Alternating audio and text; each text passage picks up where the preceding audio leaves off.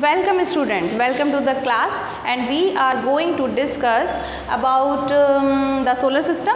Fine, तो हमने solar system के बारे में थोड़ा सा पढ़ लिया था कि there are a large number of solar systems are present in the space या universe, but we are the part of our solar system, जो कि जिसमें कि हमारा कौन सा सोलर सिस्टम है,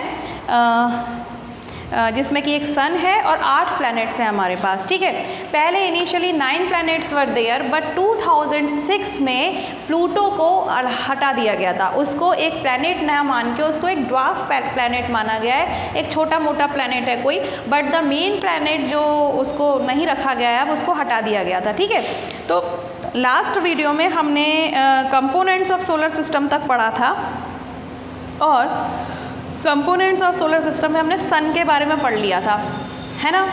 आज हम पढ़ते हैं प्लैनेट्स के बारे में. तो प्लैनेट्स क्या हैं? There are 8 planets in our solar system. Planets को 2 टाइप्स में डिवाइड किया गया है, इनर प्लैनेट्स और आउटर प्लैनेट्स. ठीक है, तो planets are the celestial bodies which are revolving around the sun. Planet जो वर्ड होता है वो एक ग्रीक लैंग्वेज का वर्ड है और इसका मतलब होता है वेंडरर्स. वेंडरर का मतलब होता है इधर उधर भटकते वाला, घूमने वाला. जो हमारी गली में सब सामान लेकर आते हैं उनको भी हम वेंडरर कहते हैं ना, क्योंकि वो यहाँ वहाँ बेच कर अपना काम कर रहे हैं, यहाँ वहाँ घूम रहे हैं. They are not having their own shops. ठीक, तो इसी तरीके से प्लैनेट्स को भी वेंडरर कहा गया, क्योंकि ये भी रिवॉल्व करते रहते हैं सन के. इनके पास कोई अपना ठिकाना तो है नहीं बैठने के लिए.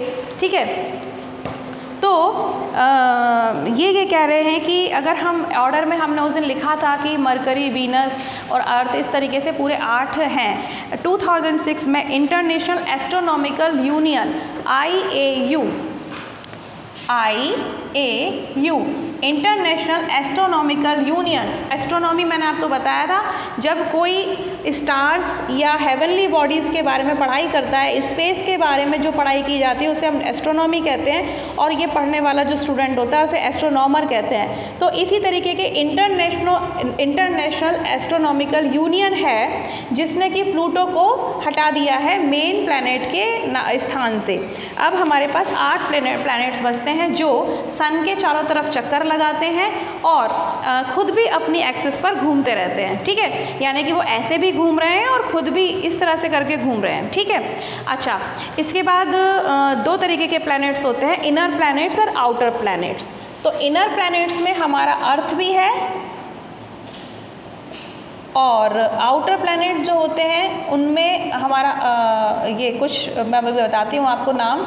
तो इसमें इनर प्लैनेट्स वो प्लैनेट्स हैं जो कि सन के थोड़े पास हैं, और इनको हम टेरेस्ट्रियल प्लैनेट्स भी कहते हैं, क्योंकि यहाँ पर गैसेस की तुलना में बाकी चीज़ें हैं जो इसमें, यहाँ पर मेनली रॉक्स पाई जाती हैं. ठीक है, तो जो इसके पास आते हैं वो है mercury, Venus, Mars and earth. तो स्टार्टिंग के जो 4 प्लैनेट्स हैं हमारे, तो वो सन के क्योंकि क्लोज हैं तो इसीलिए इनको हम इनर प्लैनेट्स कहते हैं. ठीक है ना. अब इसका आप नाम लिख दीजिएगा कि Mercury, Venus, Earth and Mars. ठीक है, these are known as terrestrial planets also because these are made up of rocks.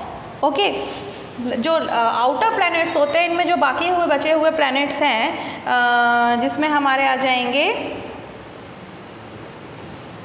Jupiter और जुपिटर आ जाता है, सैटर्न आ जाता है, लिख लेना आपने, अब लिखना तो है ही नहीं है, और यूरेनस आ जाता है और नेपच्यून आ जाता है. सिर्फ समझाने के लिए लिख रही हूँ. ठीक है, तो these 4 are known as outer planets. इनको हम गैसियस जेंट भी कहते हैं क्योंकि ये गैसेस मिलती हैं इनके अंदर, इनके पास रॉक्स नहीं है generally, they are made up of gases mainly. ठीक है, so these are 2 type of planets. और सब सबका जो ये जो सारे के सारे प्लैनेट्स हैं वो जब सन के चारों तरफ रिवॉल्व करते हैं तो इनका टाइम पीरियड डिफरेंट है। मरकरी को अलग टाइम लगता है, जुपिटर को अलग टाइम लगेगा, अर्थ को अलग टाइम लगेगा, नेपच्यून को अलग टाइम लगेगा, ठीक है। सो द रिवॉल्विंग जो टाइम पीरियड होता है हर प्लैनेट का सन के चारों तरफ वो डिफरेंट होता है। इसके अलावा सारे ही प्लैनेट्स सन की लाइट को ही रिफ्लेक्ट करते हैं। मैंने उस दिन समझाया था रिफ्लेक्शन कैसे होता है। तो इस तरीके से खुद की अपनी कोई इनकी रोशनी नहीं होती है, ठीक है। सबके सब हमारे पास भी जो रोशनी है वो क्या है, सन के ही तो रिफ्लेक्शन से हम देख पाते हैं एक दूसरी चीज़ों को, एक दूसरे को, क्योंकि अगर सन नहीं होगा तो अंधेरा हो जाएगा, ठीक है। और ये दिन और रात कैसे होते हैं, अब जब धरती की चारों तरफ जब घूमती है सन के तो उसके कारण तो सर्दी गर्मी का मौसम होता है, लेकिन जब वो खुद अपनी एक्सिस पे घूम रही होती है उसके कारण दिन और रात होते हैं। जो पार्ट सन की तरफ होता है उस पर दिन दिखाई देता है और जो पार्ट सन की तरफ नहीं होता उस पर रात दिखाई देती है। ये सब आप अच्छे से जानते होंगे, पढ़ चुके होंगे अब तक, है ना। तो 6th क्लास के हो, पता नहीं पढ़े होंगे कि नहीं पढ़े होंगे, कोई बात नहीं, मैं आपको बता देती हूँ एक बार ही वापस से कि भाई कॉमन सेंस की बात है। मैंने क्या कहा कि सपोज़ करो कि ये हमारा अर्थ है, सपोज़ करो, है ना, और ये सन के चारों तरफ जब घूमता है तो भाई जिस तरफ सन होगा, इधर सन है तो सन के तरफ जो साइड होगी वहाँ पे गर्मी होगी, क्यों, क्योंकि सन रेज़ बहुत गर्म होती हैं। और जब उसके बाद फिर क्या होगा, जब दूर चला जाएगा तो ठंडक होगी, या जो पार्ट इस तरफ होगा उस पर ठंड होगी। लेकिन ये अपनी भी जगह पर घूमता रहता है, ठीक है। तो अभी आप देखो ये वाला जो हैंडल वाला पार्ट है वो सन से दूर है तो उस तरफ रात हो जाएगी, जब ये घूमता घूमता इस तरफ आ जाएगा तो यहाँ पे दिन हो जाएगा। तो इन दिस वे जो प्लैनेट्स होते हैं वो अपनी एक्सिस पर भी घूमते हैं। ये जो इस तरह से खुद घूमना होता है उसको एक्सिस कहा जाता है, और जो चारों तरफ सन के घूमना होता है उसे रिवॉल्विंग अराउंड द सन कहलाता है। तो ये सन के चारों तरफ घूमते हैं, खुद की एक्सिस पे भी घूमते हैं। इसके अलावा ये कह रहे हैं कि जो ये चारों तरफ घूमने का जो टाइम पीरियड होता है वो सबका अलग अलग होता है। और अर्थ का कितना है, 365 डेज और 6 आवर्स लगते हैं उसको सन का एक चक्कर लगाने में। अपन कहते हैं एक साल में 365 दिन होते हैं, 365 days are there in a year, ठीक है। लेकिन ये 6 घंटे तो कोई गिनता ही नहीं है, ये 6 घंटे भी तो लगते हैं। तो ये 6 घंटे जब 4 बार मिल जाते हैं, 6 + 6 + 6 + 6, तो ये 24 आवर्स बन जाते हैं। जब ये 24 आवर्स बन जाते हैं तो ये बन जाता है 366 डेज। और दिस इज़ द रीज़न, इसे हम कहते हैं लीप ईयर, सुना होगा नाम। हर चौथे साल में 366 डेज़ होते हैं, ना कि 365। जब फरवरी 29 डेज़ का होता है, 4 साल में एक बार ऐसा होता है ना कि फरवरी 29 डेज़ का होता है, बाकी सालों में वो 28 डेज़ का होगा। वो इसलिए ही होता है क्योंकि 6 घंटे जो लगते हैं ना धरती को घूमने में, वो 4 बार 6 मिला के 24 घंटे हो जाते हैं, मतलब एक दिन। तो हर चौथे साल में वो एक दिन बढ़ जाता है जो उसका रिवॉल्यूशन होता है, ठीक है। तो इस तरीके से हमने देखा कि Earth can complete 365 days and 6 hours to revolve around the sun in one time. अच्छा, इसके अलावा जो अर्थ है, अभी आपकी बुक में बहुत सारे दिए हुए हैं, सभी प्लैनेट्स के डायमीटर दिए हैं, टाइम टेकन फॉर रिवॉल्यूशन दिया है। अच्छा, एक और बात, उसके मून्स कितने हैं, अलग अलग प्लैनेट्स के पास बहुत सारे मून्स हैं, हमारी अर्थ के पास एक ही मून है भाई, है ना।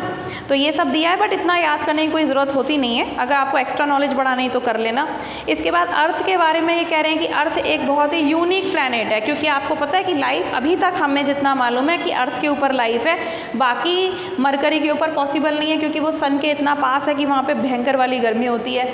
विनस पे भी नहीं है, मार्स पे भी बहुत खोज की है साइंटिस्ट ने, बट अभी तक कुछ खास मिला नहीं है ना। तो हम अभी तक जितना जानते हैं उसके हिसाब से यही है कि life is possible on the earth only. यहाँ पर जो एटमॉस्फेयर है, यहाँ पे जो वेजिटेशन है, जो प्लांट्स हैं, जो ट्रीज़ हैं, वो लाइफ को सपोर्ट करते हैं, मतलब लाइफ यहाँ पे पॉसिबल है। बाकी जगहों पर ये सारी कंडीशंस, ये सारी की सारी चीज़ें हैं ही नहीं। साइंटिस्ट अभी बहुत सारी नॉलेज गेन करने में लगे हैं, डिस्कवरीज करने में लगे हैं, बट अभी तक हमने पाया है कि अर्थ पर ही लाइफ पॉसिबल है। अब अर्थ के ऊपर टेम्परेचर जो है वो ना तो ज़्यादा है बहुत और ना ही बहुत कम है। इसके अलावा ऑक्सीजन है हमारे एटमॉस्फेयर में जो कि हमें लाइफ देती है। और तीसरी बात होती है कि फ्रेश वाटर और food, these 3 things are life supporting conditions which are present only on the Earth. ठीक है। अब ये कह रहे हैं कि 70% ऑफ अर्थ जो है वो वाटर से कवर की हुई है, सिर्फ 30% लैंड है, और लैंड में भी बहुत सारी जो जगह है वो इनहेबिटेबल नहीं है, मतलब वहाँ पर हैबिटेबल नहीं है, मतलब वहाँ पर जीवन नहीं, हम लोग रह नहीं सकते हैं, क्योंकि या तो वो फॉरेस्ट हैं, या तो वो माउंटेन्स हैं, या तो वो स्वैम्पी एरियाज़ हैं, सिर्फ बहुत थोड़ा सा एरिया है जहाँ पे लाइफ पॉसिबल होती है। ठीक है, तो अभी इसके आगे अपन कल पढ़ेंगे, और अभी तक इतना जो मैंने पढ़ाया उसको थोड़ा सा रीड कर लेना। सोलर सिस्टम के बारे में और डिटेल में आपको आगे के क्लासेस में पता चलेगा, अभी के लिए इतना काफ़ी है। और अब हम सैटेलाइट्स के बारे में पढ़ेंगे। ठीक है, पिछले चैप्टर्स तक के लिए जिन बच्चों का काम कंप्लीट हो गया हो they can submit the copies, but now अभी जो फर्स्ट चैप्टर से या फर्स्ट पेज से कॉपी चेक करने को देगा, मैं सब में लेट वर्क डालने वाली हूँ। I will not check the copies, और अगर उसमें कुछ मैं बिना चेकिंग के राइट लगा दूंगी, फिर बाद में मेरे पास नहीं आना चाहिए कि मैडम आपने कॉपी ठीक से चेक नहीं की, because this is not my responsibility. अभी आप 3 महीने बाद आके अगर अपनी copy first of the page से चेक कराओगे, I don't have so much of the time getting, so keep your work up to date, keep yourself up to date, and will meet tomorrow. Till then, bye bye.